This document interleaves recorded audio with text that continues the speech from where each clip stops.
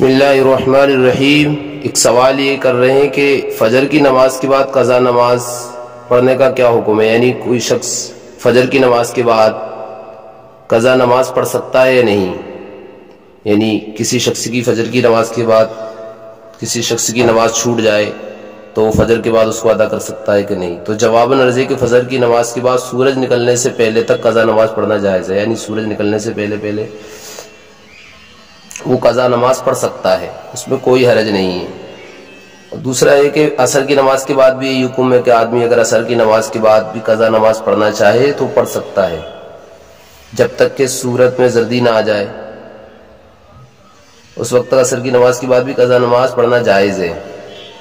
لیکن یاد رکھے کہ فجر اور عصر کی نماز کے بعد جو حکم ہے وہ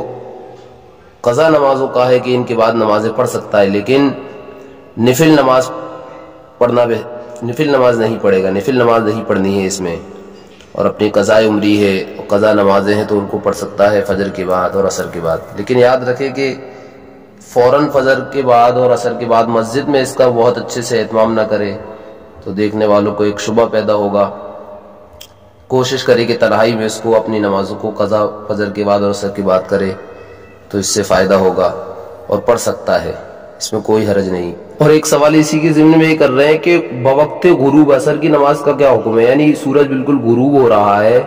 اور قریب غروب ہونے کے بھی ہوا نہیں ہے، تو اس وقت آدمی نے نیت باندھ لی نماز کی عصر کی، اس کی جو اسی دن کی، تو کیا وہ نماز ٹھیک ہو جائے گی پھر؟ تو جواب عرض ہے کہ عصر کی نماز پڑھتے پڑھتے آفتاب غروب ہو جائے تو عصر کی نماز صحیح ہو جائے گی، یہ آدھا اس پر لازم نہیں ہے۔ اگر سورج ڈوب گیا اور عصر کی نماز پڑھتے پڑھتے تو اس کی نماز وہ جو عصر کی اس نے ادا کی ہے وہ اس کی ادا مانی جائے گی، اس کا اعادہ لازم نہیں ہے، وہ نماز ٹھیک ہو جائے گی۔